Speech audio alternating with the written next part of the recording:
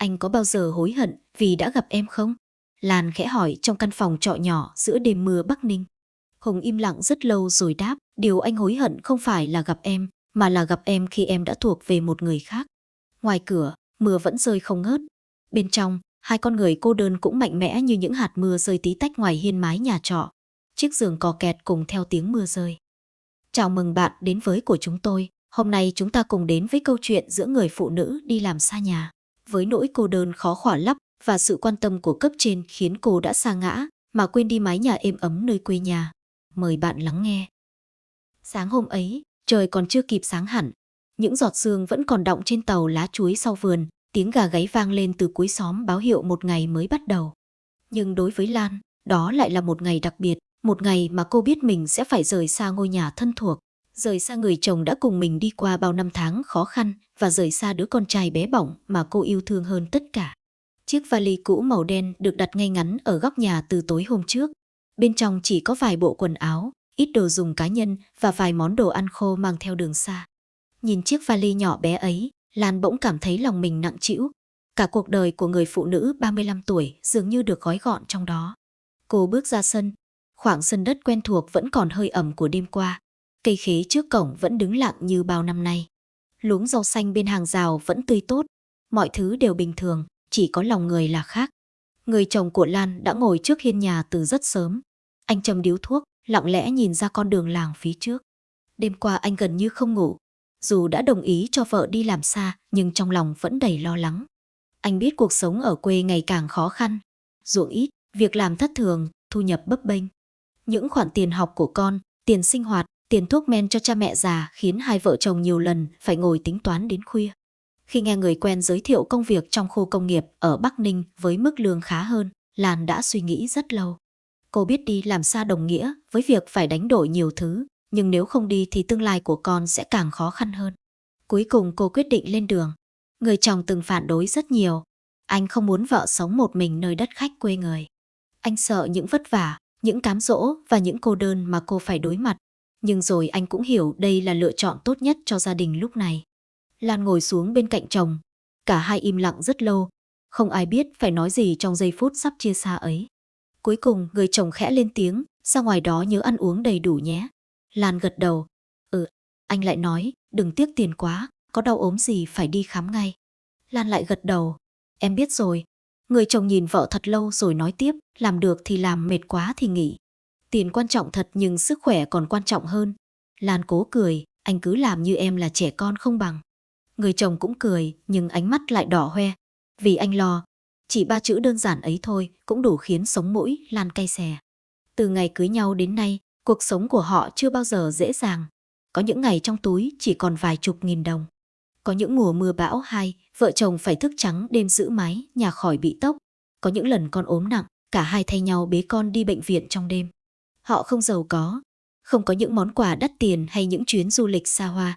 Nhưng họ đã cùng nhau vượt qua những năm tháng khó khăn nhất của cuộc đời. Trong nhà, đứa con trai 6 tuổi vẫn đang ngủ say. Lan bước vào ngồi cạnh giường ngắm con thật lâu. Gương mặt ngây thơ ấy khiến trái tim người mẹ đau nhói. Cô khẽ vuốt mái tóc mềm của con. Nước mắt bắt đầu trực trào. Từ trước đến nay, dù đi đâu cô cũng chưa từng xa con quá vài ngày. Thế nhưng, lần này có thể là nhiều tháng, thậm chí nhiều năm mới có thể trở về hẳn. Khoảng 7 giờ sáng, tiếng còi xe khách vang lên ngoài đầu ngõ. Đã đến lúc phải đi. Người chồng lặng lẽ xách vali giúp vợ. Lan bước ra cổng rồi ngoái đầu nhìn lại căn nhà nhỏ lần cuối. Đó là nơi cô đã sống suốt nhiều năm qua, nơi có những ký ức vui buồn của cả gia đình. Đúng lúc ấy, đứa con trai bất ngờ chạy từ trong nhà ra. Thằng bé vừa tỉnh ngủ đã biết mẹ sắp đi xa.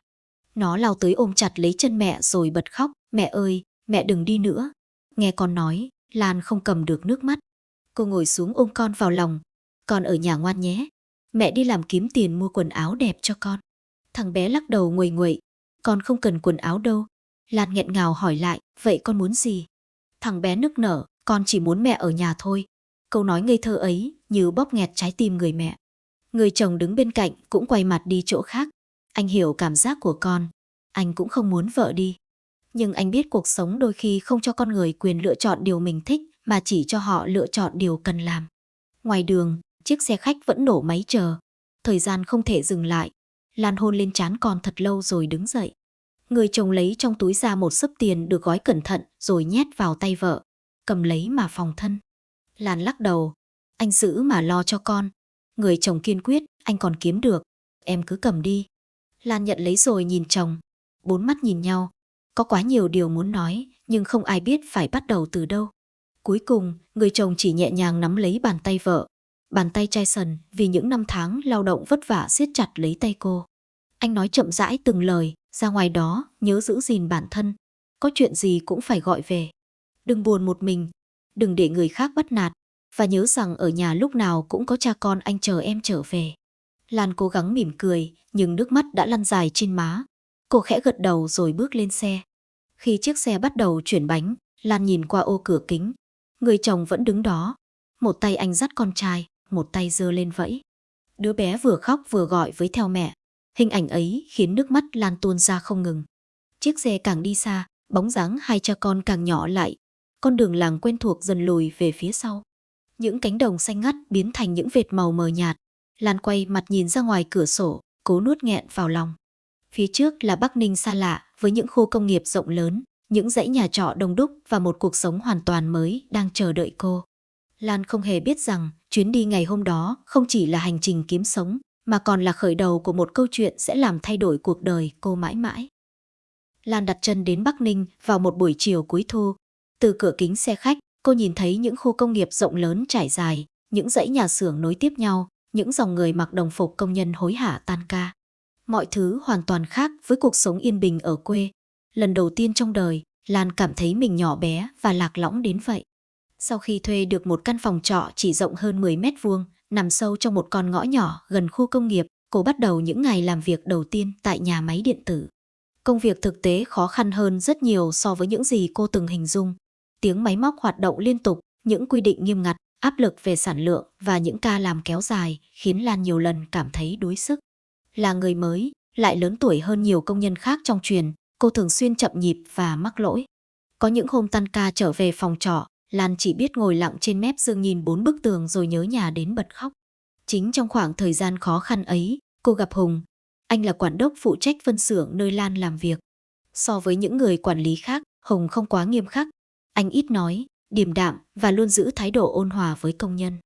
Ngày đầu tiên Lan bị nhắc nhở vì thao tác sai quy trình, cô đã chuẩn bị tinh thần để nghe trách mắng.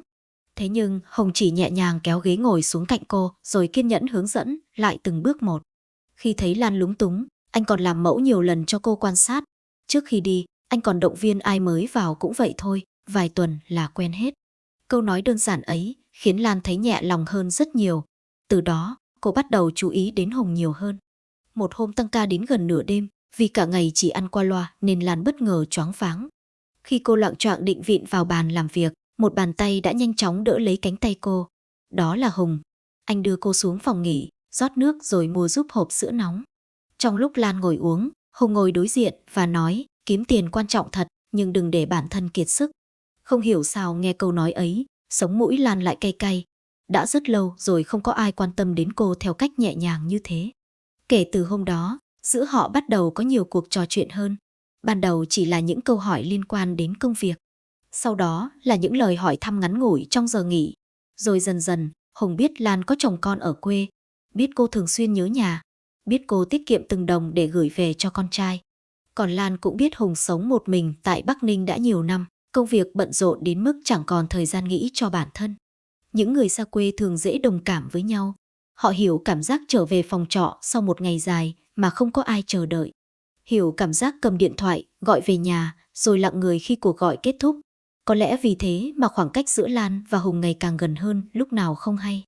Nhiều lần trong xưởng đông đúc, khi Lan bê những thùng linh kiện khá nặng, Hùng thường chủ động giúp đỡ. Có lần chiếc thùng bất ngờ trượt khỏi tay, cả hai cùng đưa tay giữ lại.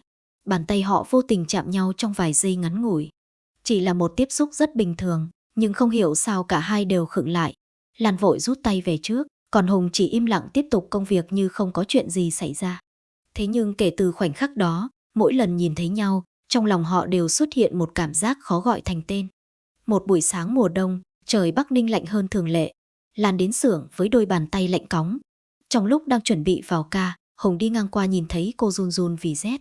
Anh không nói gì, chỉ đưa cho cô một ly cà phê nóng vừa mua rồi bảo uống đi cho đỡ lạnh. Ly cà phê không đáng bao nhiêu tiền, nhưng đối với Lan lúc ấy lại mang đến cảm giác ấm áp lạ thường.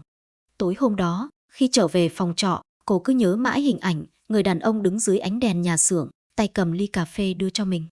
Càng ngày, Lan càng nhận ra cô mong được nhìn thấy Hùng mỗi ngày. Chỉ cần một câu hỏi thăm hay một nụ cười của anh cũng đủ khiến tâm trạng cô tốt hơn. Còn Hùng cũng bắt đầu chú ý đến Lan nhiều hơn những người khác. Anh nhận ra mình thường vô thức tìm kiếm bóng dáng cô giữa hàng trăm công nhân trong xưởng. Nhận ra mình nhớ những cuộc trò chuyện ngắn ngủi với cô sau giờ làm. Có những lúc cả hai cùng bước trên hành lang dài của nhà máy vào cuối ca đêm. Không ai nói gì nhiều, chỉ là đi cạnh nhau trong sự yên lặng. Nhưng chính sự yên lặng ấy lại khiến trái tim họ rung động nhiều hơn bất kỳ lời nói nào. Lan hiểu mình là người đã có gia đình. Hùng cũng hiểu điều đó. Vì thế không ai chủ động bước thêm một bước nào. Thế nhưng đôi khi tình cảm không bắt đầu bằng những lời tỏ tình. Nó bắt đầu từ sự quan tâm, từ những lần giúp đỡ chân thành, từ cảm giác được lắng nghe và được thấu hiểu trong những ngày cô đơn nhất. Và giữa những dây chuyền sản xuất sáng đèn suốt ngày đêm của khu công nghiệp Bắc Ninh, một thứ tình cảm âm thầm như thế đã lặng lẽ nảy nở trong lòng cả hai người mà chính họ cũng không còn đủ sức để phủ nhận. Sau những tháng ngày làm việc căng thẳng trong khu công nghiệp, Lan và Hùng dần trở thành chỗ dựa tinh thần của nhau. Ban đầu chỉ là những lần ăn trưa cùng nhóm công nhân, những câu chuyện ngắn trong giờ nghỉ, nhưng rồi những cuộc gặp riêng xuất hiện ngày một nhiều hơn. Chiều chủ nhật hiếm hoi được nghỉ làm, Hùng rủ Lan đi dạo quanh những con đường gần khu công nghiệp. Hai người ngồi ở một quán ăn nhỏ ven đường, gọi vài món bình dân rồi nói chuyện từ lúc trời còn sáng cho đến khi những ngọn đèn đường bắt đầu bật lên. Lan kể về tuổi thơ ở quê, về những ngày vất vả sau khi lấy chồng, về đứa con trai mà cô nhớ ra diết mỗi đêm. Hùng lặng lẽ lắng nghe. Đôi khi anh chỉ gật đầu, đôi khi chỉ nói vài câu ngắn ngủi, nhưng Lan lại cảm thấy mình được thấu hiểu hơn bất kỳ lúc nào. Đã rất lâu rồi cô không có cảm giác ấy. Cuộc sống hôn nhân của Lan không phải không có tình nghĩa, nhưng những lo toan cơm áo khiến những cuộc trò chuyện giữa hai vợ chồng ngày càng ít đi. Còn ở đây, giữa thành phố xa lạ này, lại có một người sẵn sàng ngồi hàng giờ chỉ để nghe cô tâm sự. Chính điều đó khiến khoảng cách giữa họ ngày càng thu hẹp. Những ngày sau đó, họ tiếp tục gặp nhau. Có khi là một ly cà phê sau giờ tan ca, có khi là một bữa ăn tối giản dị, có khi chỉ là cùng đi bộ vài vòng quanh khu nhà trọ để hít thở không khí sau một ngày dài làm việc. Mỗi lần ở bên Hùng, Lan đều cảm thấy nhẹ nhõm. Cô cười nhiều hơn, khuôn mặt vốn luôn mang vẻ mệt mỏi cũng trở nên tươi tắn hơn. Hùng cũng vậy, những áp lực của công việc quản lý dường như được xoa dịu mỗi khi anh ở cạnh Lan. Rồi một buổi chiều mưa lớn, khi hai người vừa tan ca, cơn mưa bất ngờ đổ xuống trắng xóa cả con đường. Hùng đưa Lan về khu trọ. Đứng dưới mái hiên chật hẹp nhìn mưa, mỗi lúc một nặng hạt, Lan khẽ nói, anh vào phòng ngồi đợi một lát đi, giờ về cũng ướt hết. Hùng chần chừ vài giây, rồi gật đầu. Căn phòng trọ của Lan vẫn nhỏ bé như mọi ngày. Chiếc giường đơn kê sát tường, chiếc bàn nhựa cũ đặt cạnh cửa sổ, góc bếp đơn sơ chỉ đủ cho một người sinh hoạt. Nhưng không hiểu sao hôm ấy, căn phòng lại trở nên khác lạ. Bên ngoài tiếng mưa rơi lộp bộp trên mái tôn, bên trong chỉ có hai người ngồi đối diện nhau trong không gian yên tĩnh. Lan pha một ấm trà nóng, hơi nước bốc lên khiến căn phòng càng thêm ấm áp. Họ nói chuyện rất lâu. Những câu chuyện tưởng như bình thường, nhưng lại khiến cả hai dần bộc lộ những góc sâu kín nhất trong lòng mình. Lan kể về những đêm nhớ con đến mất ngủ, về những lần gọi điện xong rồi lặng lẽ khóc một mình, về cảm giác cô đơn giữa hàng ngàn con người, nơi đất khách. Hùng cũng lần đầu kể về những áp lực anh luôn giấu kín, về những năm tháng sống một mình, về cảm giác trở về căn phòng trống sau mỗi ngày làm việc. Không khí trong căn phòng dần trở nên trầm lắng. Cả hai ngồi rất gần, nhưng không ai nói thêm điều gì. Chỉ còn tiếng mưa bên ngoài và những suy nghĩ hỗn độn trong lòng mỗi người. Lan nhìn Hùng rồi bất chợt hỏi, nếu ngày đó em không lên Bắc Ninh thì chắc mình cũng chẳng bao giờ gặp nhau nhỉ? Hùng im lặng vài giây rồi khẽ cười buồn. Có lẽ vậy. Lan cúi xuống nhìn ly trà trong tay. Nhiều lúc em thấy sợ. Sợ điều gì? Sợ quen với việc có anh bên cạnh. Câu nói ấy khiến căn phòng chìm vào im lặng. Hùng không trả lời ngay. Anh hiểu ý nghĩa phía sau những lời đó. Anh hiểu Lan đang đấu tranh với chính cảm xúc của mình. Và anh cũng hiểu bản thân mình không còn vô tư như trước nữa. Bên ngoài, cơn mưa vẫn chưa ngớt. Trong căn phòng nhỏ, khoảng cách giữa hai người dường như gần hơn bao giờ hết. Nhưng chính lúc ấy, hình ảnh đứa con trai ở quê bất ngờ hiện lên trong tâm trí Lan. Hình ảnh người chồng đứng tiễn cô ngày lên xe khách cũng hiện lên rõ ràng. Một cảm giác day dứt len lỏi trong lòng cô. Hạnh phúc mà cô đang cảm nhận là thật. Sự quan tâm của Hùng là thật. Những rung động trong tim cũng là thật. Nhưng phía sau, tất cả vẫn còn một gia đình đang chờ cô trở về. Hùng dường như cũng hiểu những suy nghĩ ấy. Anh khẽ đứng dậy, nhìn ra màn mưa ngoài cửa sổ, rồi nói nhỏ, có những người gặp nhau vào đúng thời điểm thì sẽ là duyên. Nhưng cũng có những người gặp nhau khi mọi thứ đã quá muộn. Lan không trả lời. Cô chỉ lặng lẽ nhìn theo bóng lưng người đàn ông trước mặt. Trong khoảnh khắc ấy, cả hai đều hiểu tình cảm giữa họ đã không còn đơn thuần là sự đồng cảm giữa những người xa quê. Nó đã trở thành thứ cảm xúc sâu sắc hơn rất nhiều. Thế nhưng càng nhận ra điều đó, họ lại càng cảm thấy áp lực và day dứt. Đêm hôm ấy, khi Hùng rời khỏi phòng trọ, Lan đứng rất lâu trước cửa. Cô nhìn theo bóng anh khuất dần dưới ánh đèn vàng cuối ngõ. Trong lòng cô vừa có cảm giác hạnh phúc, vừa có cảm giác bất an. Bởi lần đầu tiên kể từ khi rời quê lên Bắc Ninh, Lan nhận ra rằng điều khiến cô mong chờ nhất mỗi ngày không còn là ngày lĩnh lương hay ngày được về thăm con nữa, mà là những khoảnh khắc được gặp Hùng. Và chính điều đó khiến cô bắt đầu sợ hãi những gì có thể xảy ra trong tương lai. Những ngày sau đó, Lan vẫn sống trong cảm giác vừa hạnh phúc vừa bất an. Mỗi lần nhìn thấy Hùng, trái tim cô lại rung động như những ngày đầu mới quen. Nhưng mỗi tối trở về phòng trọ, nhìn ảnh con trai trên màn hình điện thoại, cô lại cảm thấy một nỗi day dứt khó gọi thành tên. Cô biết mình đang đứng giữa hai con đường. Một bên là những năm tháng nghĩa tình cùng người chồng ở quê. Một bên là người đàn ông đã xuất hiện đúng lúc cô đơn và yếu lòng nhất. Lan nhiều lần tự nhủ phải dừng lại, phải giữ khoảng cách với Hùng, nhưng tình cảm vốn không phải thứ muốn dừng là dừng được. Trong khi đó, người chồng ở quê dường như cũng cảm nhận được sự thay đổi của vợ. Những cuộc điện thoại ngày càng ngắn hơn. Những câu chuyện ngày càng ít đi. Có những tối anh gọi đến, Lan nói đang mệt rồi vội vàng cúp máy. Có những lần anh nhắn tin cả buổi nhưng phải rất lâu sau mới nhận được hồi âm. Người đàn ông chất phác ấy không nói gì, nhưng trong lòng bắt đầu xuất hiện những nghi ngờ. Anh không muốn tin điều xấu nhất. Anh luôn tự nhủ rằng vợ mình chỉ quá bận rộn với công việc. Thế nhưng, linh cảm của một người chồng ngày càng khiến anh bất an. Rồi một ngày cuối tuần, không báo trước với vợ, anh bắt xe từ quê lên Bắc Ninh. Anh muốn tạo cho Lan một bất ngờ. Anh muốn đưa con trai lên thăm mẹ vì đứa bé đã nhiều tháng chưa được gặp mẹ. Suốt quãng đường đi, đứa bé liên tục hỏi bao giờ gặp mẹ. Người chồng chỉ cười rồi xoa đầu con. Trong lòng anh cũng háo hức. Anh nghĩ đến khoảnh khắc vợ nhìn thấy hai cha con xuất hiện trước cửa phòng trọ sẽ vui đến thế nào. Nhưng anh không ngờ rằng chuyến đi ấy lại trở thành ngày đau khổ nhất cuộc đời mình. Buổi chiều hôm đó, Lan đang ở trong phòng trọ. Hùng cũng vừa ghé qua sau giờ làm. Hai người ngồi ăn bữa cơm đơn giản mà Lan vừa nấu. Bầu không khí yên bình đến mức cả hai gần như quên mất những áp lực ngoài kia. Đúng lúc ấy, tiếng gõ cửa vang lên. Lan đứng dậy mở cửa. Ngay khi cánh cửa vừa mở ra, cô chết lặng. Trước mặt cô là chồng và con trai. Chiếc túi quà quê vẫn còn trên tay người chồng. Đứa bé nhìn thấy mẹ liền reo lên vui sướng rồi chạy tới ôm chầm lấy cô. Nhưng Lan không còn cảm nhận được niềm vui ấy nữa. Cả người cô cứng đờ. Phía sau lưng cô, Hùng cũng đứng sững lại. Căn phòng bỗng trở nên yên lặng đến đáng sợ. Người chồng nhìn thấy đôi dép đàn ông trước cửa. Anh nhìn thêm chiếc bát đang đặt trên bàn ăn. Rồi ánh mắt anh dừng lại ở Hùng.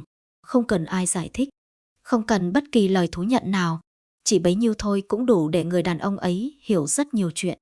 Đứa bé vẫn vô tư kéo tay mẹ kể chuyện ở trường. Nhưng người lớn trong căn phòng ấy đều biết rằng mọi thứ đã thay đổi. Người chồng không nổi giận. Anh không la hét, không đập phá. Chính sự bình tĩnh ấy lại khiến Lan đau đớn hơn bất cứ lời trách móc nào. Anh chỉ ngồi xuống ghế, nhìn người phụ nữ mình từng yêu thương bằng ánh mắt thất vọng đến tận cùng. Một lúc rất lâu sau, anh mới khẽ hỏi từ bao giờ Lan cúi đầu. Nước mắt bắt đầu rơi. Nhưng cô không biết phải trả lời thế nào. Hùng cũng không nói gì. Người chồng bật cười chua chát. Nụ cười ấy khiến Lan cảm thấy tim mình như bị bóp nghẹt. Anh nhìn quanh căn phòng rồi chậm rãi nói, anh từng nghĩ em vất vả ngoài này.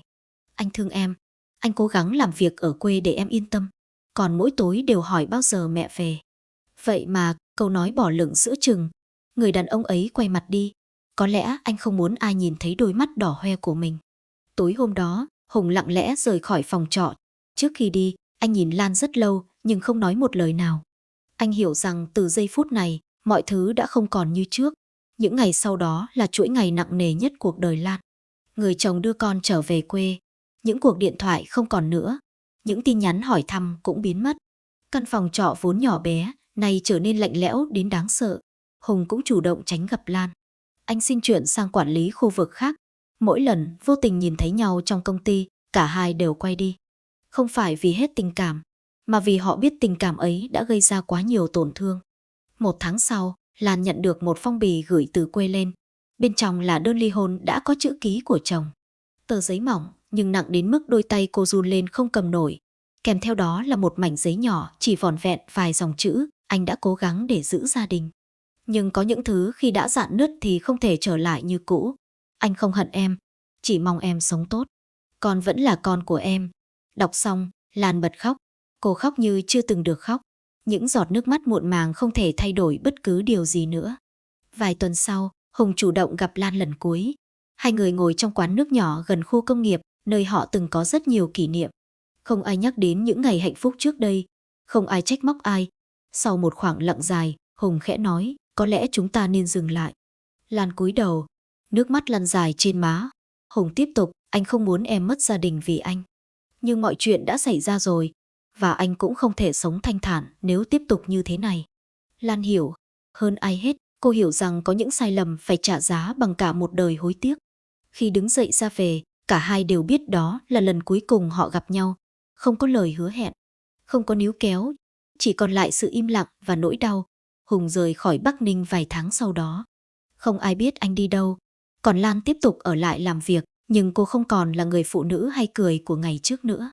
Mỗi lần nhìn thấy những người công nhân gọi điện về cho gia đình sau giờ tan ca, cô lại nhớ đến con trai. Nhớ đến người chồng từng đứng dưới nắng tiễn mình lên xe ngày ấy. Cô đã từng nghĩ tình yêu mới sẽ mang lại hạnh phúc. Nhưng cuối cùng cô nhận ra rằng có những khoảnh khắc ngọt ngào phải trả bằng cái giá quá đắt. Và điều đau lòng nhất không phải là mất đi người mình yêu, mà là nhận ra điều quý giá nhất đã bị đánh mất khi mọi thứ đã quá muộn để quay đầu. Nếu câu chuyện của Lan và Hùng đã để lại trong lòng quý vị những suy nghĩ và cảm xúc riêng, hãy để lại ý kiến của mình dưới phần bình luận. Theo quý vị, trong câu chuyện này, ai là người đáng trách nhất? Là Lan vì đã không giữ được ranh giới của một người vợ? Là Hùng vì đã bước vào cuộc sống của một người phụ nữ đã có gia đình? Hay là hoàn cảnh xa cách, cô đơn và áp lực cuộc sống đã đẩy tất cả đến một kết cục đau lòng? Mỗi người chắc chắn sẽ có một góc nhìn khác nhau. Cuộc sống đôi khi không chỉ có đúng và sai, mà còn là những lựa chọn, những yếu lòng và những cái giá phải trả cho mỗi quyết định của mình. Điều đáng suy ngẫm nhất có lẽ không phải là họ đã từng hạnh phúc như thế nào, mà là cuối cùng họ đã đánh mất những gì trên hành trình tìm kiếm hạnh phúc ấy. Nếu bạn thấy câu chuyện này ý nghĩa, hãy nhấn thích video, chia sẻ cho bạn bè và người thân cùng xem để cùng nhau suy ngẫm về tình yêu, hôn nhân, sự cô đơn và trách nhiệm trong cuộc sống. Đừng quên đăng ký kênh và bật chuông thông báo để không bỏ lỡ những câu chuyện đời thường sâu sắc, cảm động và đầy bài học nhân sinh được cập nhật mỗi ngày. Còn bây giờ, xin mời bạn để lại bình luận, nếu là Lan, bạn sẽ lựa chọn gia đình hay đi theo tiếng gọi của trái tim? Và liệu sau tất cả, Lan có xứng đáng được tha thứ hay không? Hãy chia sẻ quan điểm của bạn ở bên dưới nhé!